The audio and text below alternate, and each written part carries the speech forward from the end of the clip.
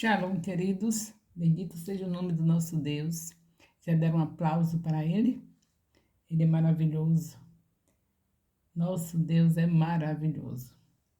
E também eu preciso saber se vocês estão louvando a Deus com aquele louvor especial. Só vale a pena, só vale a pena, só vale a pena viver para Deus. Eu espero que esse aí é o segundo louvor, né? Temos o primeiro, que nós falamos do ganhar, consolidar, discipular, enviar, não é isso? São dois louvores especiais do especial do discipulado. Vocês podem louvar com outras músicas, mas esses dois não podem faltar. Então, após aplaudir o Senhor, fazer uma oração e cantar, louvar a Deus, vamos aqui para o capítulo 2 do profeta Daniel. Capítulo 2. O sonho de Nabucodonosor. Em Daniel 2, o rei Nabucodonosor tem um sonho que deixa bastante perturbado. O problema é que ele não lembra o que sonhou. Daí ele pede que seus magos, os encantadores, os feiticeiros, os astrólogos digam o que ele sonhou e também interprete. É brincadeira? Nem se lembra que é coisa do inimigo mesmo. Estes dizem ao rei que os magos, os feiticeiros, os astrólogos, dizem ao rei que é isso impossível. Dizer que isso é impossível. A gente não sabe que o senhor sonhou. Só mesmo um louco vai falar isso, né? Mas é claro que tem alguém que pode saber tudo o que você sonhou, mesmo que você não lembre o que você sonhou. Vamos ver quem é?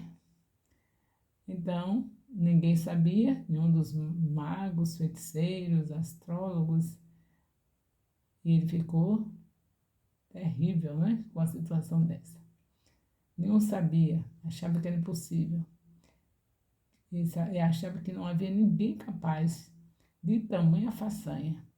Essa resposta deixa Nabucodonosor bastante irritado e ele decreta a morte de todos eles. Além de não saber o que o rei sonhou, ainda dizer que era impossível alguém saber. Aí o rei já sabe como é rei, né? Ficou muito zangado e manda matar todos. Quando Daniel soube do ocorrido, pediu ao executor da ordem permissão para falar com o rei e pediu um pouco mais de tempo. Isso lhe foi concedido. Daniel voltou para casa e pediu que seus amigos orassem com ele sobre o caso. À noite, enquanto dormia, todo o mistério lhe foi revelado. É muito interessante pensar na maneira como Daniel resolvia grandes problemas. O seu segredo era a intimidade com Deus. Amigos crentes como ele também tinha fé. Os amigos crentes como ele e a fé. Então ele tinha a fé, tinha intimidade com Deus e tinha amigos crentes iguais a ele para ajudá-los. Observe que após o tempo de oração, eles foram dormir. Imagine você saber que a sua vida corre perigo, que seu tempo de vida pode estar chegando ao fim e mesmo assim dormir tranquilamente. A atitude de Daniel e seus amigos mostram que eles de fato confiavam no Senhor e estavam tranquilos com relação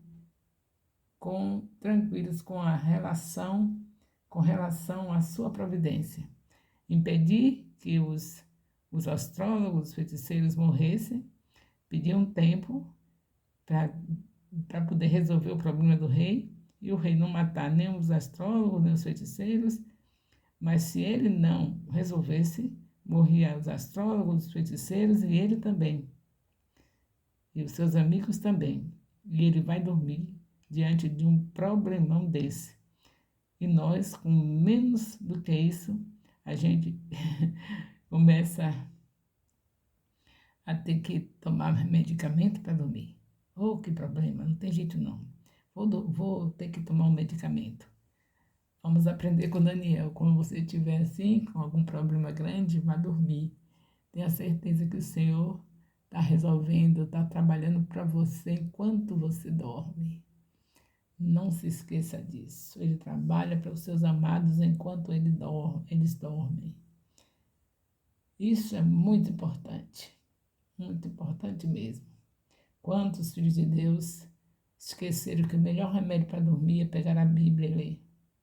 Logo que nós temos dificuldade de nos concentrarmos na Bíblia, o sono vem logo, não é?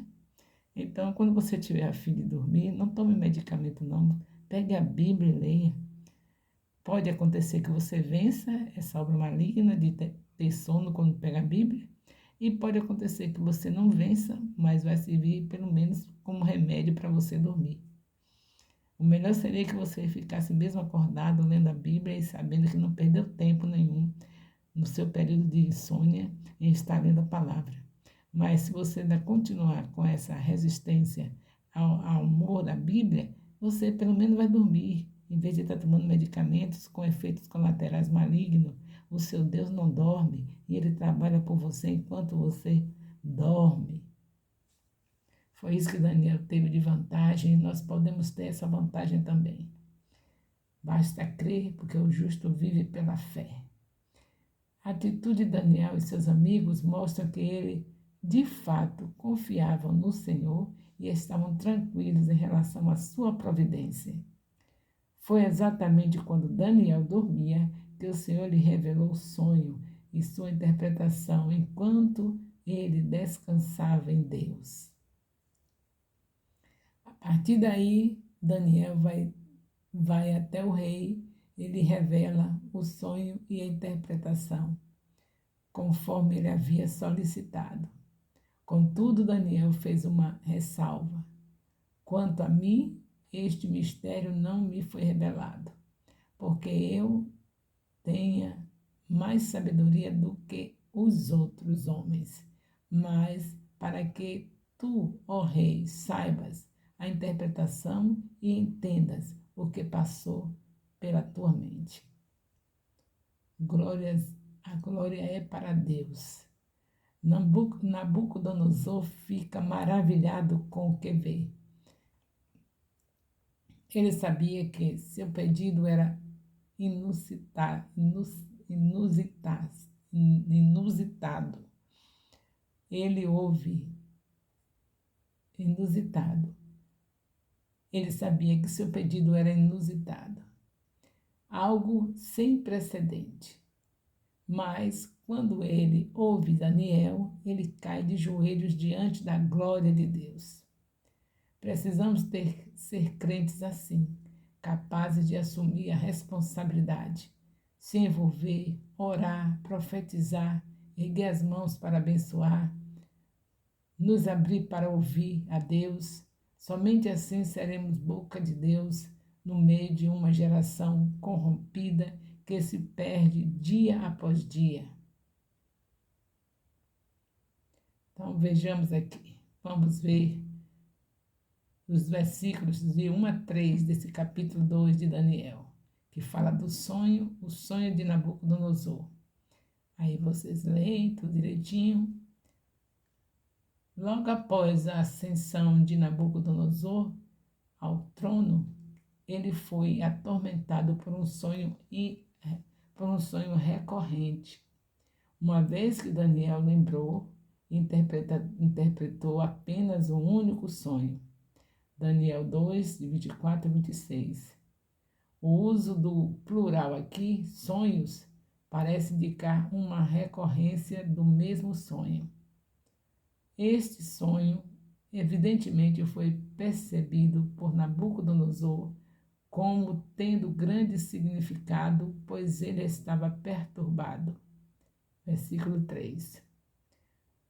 Perturbado pelo sonho e tão agitado que não conseguia dormir. O rei convocou os sábios de seu reino. Eles professavam ser capazes de predizer o futuro por um meio ou outro. Se o método usado por um falhou em produzir o resultado desejado, esperamos que o método empregado por outro revele o significado do sonho. Eles foram chamados coletivamente para exercer seus encantamentos a fim de dar ao rei uma interpretação que o aplacasse. O rei desafiou os sábios dizendo: quero saber o que significa. Daniel 2, de 4 a 6. De 4 a 6 são versículos que falam o desafio de Nabucodonosor. Evidentemente, o pedido para interpretar um sonho havia sido feito aos magos em outras ocasiões, pois eles não ficaram surpresos. No entanto, dessa vez, só Deus podia resolver. E os magos não tinham Deus vivo, por isso não resolveram. Além disso, afirmam com confiança que quando o rei lhes revelasse o sonho, eles o interpretavam. Eles estavam confiantes de que, com a sua sabedoria coletiva, poderiam satisfazer o rei com uma interpretação. Embora o rei possa ter feito tal exigência aos sábios anteriormente e ficado satisfeito nas suas respostas, ele evidentemente nunca lhes pediu que interpretasse um sonho que ele percebeu ter importância como esse. Então ele decidiu testá-los. Se eles pudessem prever o futuro interpretando sonhos, deveriam ser capazes de reconstruir o passado e recordar o sonho do rei. Então, não significava que ele tenha esquecido. Se ele tivesse feito isso, os sábios, para se salvarem da morte, poderiam facilmente ter inventado um sonho e depois interpretado. O rei raciocinou que, se eles não pudessem recordar o passado, suas previsões sobre o futuro não seriam confiáveis. O rei prometeu recompensas e honra para os sábios recordarem e interpretarem o sonho. Mas ele os colocou sob pena de morte, e suas casas seriam queimadas e escombros queimadas em escombros, se não pudessem se lembrar do sonho. Daniel 2, de 7 a 11. Isto é impossível. Novamente os sábios pediram que o rei compartilhasse o sonho com eles, prometendo então interpretá-lo. O rei percebeu que eles estavam ganhando tempo e falou novamente sobre a penalidade por não lhe contar o sonho. Ele sentiu que a única matéria de confiar na interpretação deles, a única maneira de confiar na interpretação deles do futuro, era fazê-los primeiro relembrar seu sonho. Caso contrário, ele concluiria que eles estavam conspirando para lhe contar coisas enganosas e iníquas. Também Nabucodonosor pode ter ficado impaciente com os sábios que eram presumivelmente mais velhos do que ele, pois os havia herdado de seu pai. Outra razão para o teste pode ter sido que ele suspeitava de suas alegações de sabedoria. Para se defenderem, os sábios afirmaram que o rei estava fazendo um pedido irracional, nunca feito por nenhum outro potentado. Eles atestaram que o futuro pertence aos deuses, não aos homens. Curiosamente, esta foi uma admissão de que eles haviam enganado o rei em suas interpretações passadas uma revelação surpreendente daqueles tidos, uma revelação surpreendente daqueles tidos em alta estima na corte. Enganava o rei. Depois que os magos revelaram que eram incapazes de satisfazer a exigência do rei, o rei ficou irado e furioso. Dessa forma, ele emitiu uma ordem para a execução de todos os sábios da Babilônia. O decreto não era apenas para aqueles que atualmente serviam à corte do rei, mas para todos que professavam ser capazes de revelar o futuro. Como Daniel e seus 3 amigos foram classificados como sábios, o julgamento também recaiu sobre eles. O que havia acontecido na corte real era desconhecido para Daniel. Talvez ele tenha se recusado a responder à convocação do rei para evitar contato com os líderes pagãos.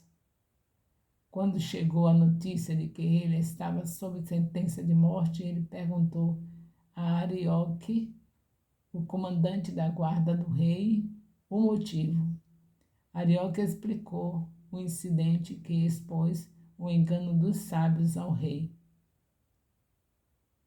Daniel se aproximou ousadamente do rei com o pedido de que as execuções fossem adiadas por um tempo para que ele pudesse interpretar o sonho do rei. Isso exigia ousadia porque o rei já havia acusado os sábios de querer mais tempo. Daniel evidentemente era tido em alta estima pelo rei porque lhe era permitido acesso à presença do rei e podia fazer uma petição diretamente ao rei. Embora não registrado, Daniel possivelmente interpretou sonhos anteriormente, embora não necessariamente para o rei. Então eles tinham certeza de que poderia recordar o sonho e interpretá-lo. Daniel 2, 17 a 18. Daniel e seus amigos oram. Nesse tempo de teste, Daniel estava calmo. Ele voltou para casa, procurou seus 3 amigos e juntos oraram por misericórdia do Deus dos céus. A misericórdia e a resposta de Deus à necessidade de uma pessoa. Daniel reconheceu sua própria incapacidade nas circunstâncias e se voltou para Deus com confiança, esperando que o Senhor suprisse suas necessidades. Daniel 2, de 19 a 23, o sonho é revelado a Daniel. E vocês continuam lendo, e eu vou apenas fazendo comentário.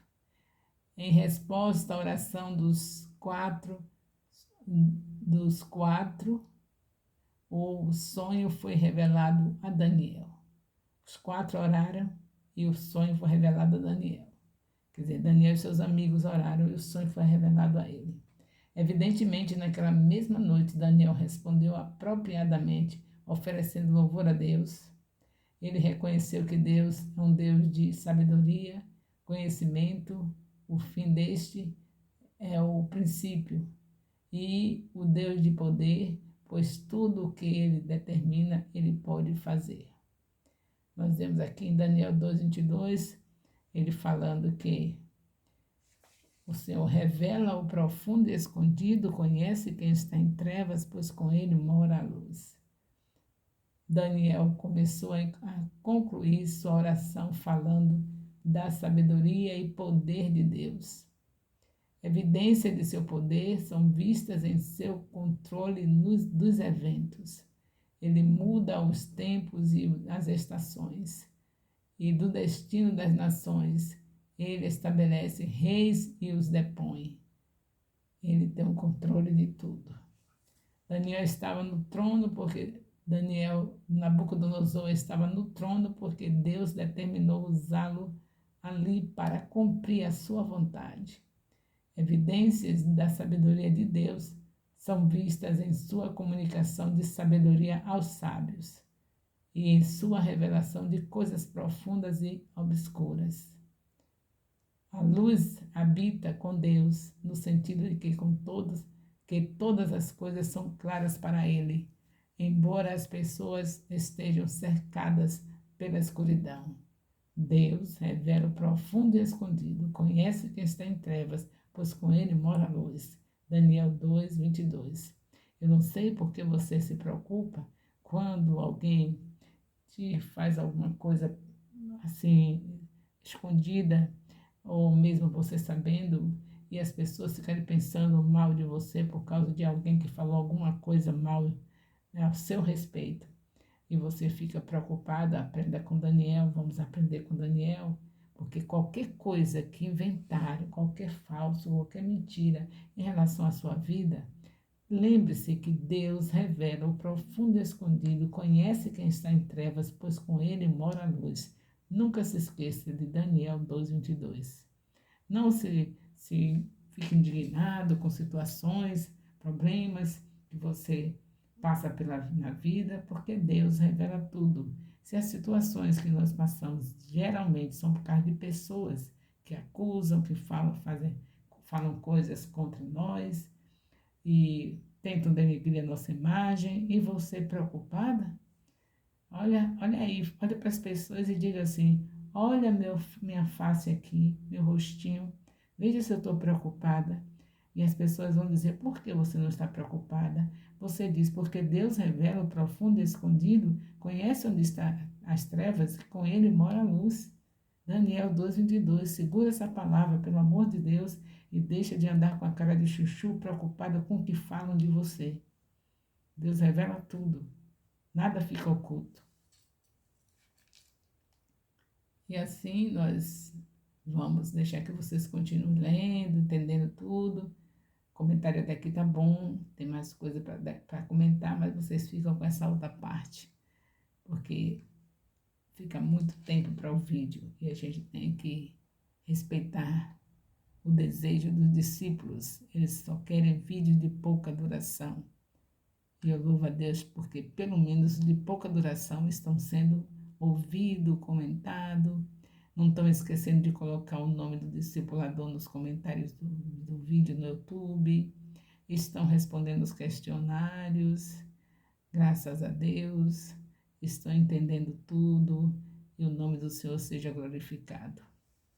O amor de Deus, nosso Pai, a graça salvadora do nosso Senhor Jesus Cristo, a comunhão do Divino Espírito Santo, seja com todos os discipuladores e discípulos do Ministério Apostólico Internacional, Filho de Jerusalém, desde agora e para sempre. Amém.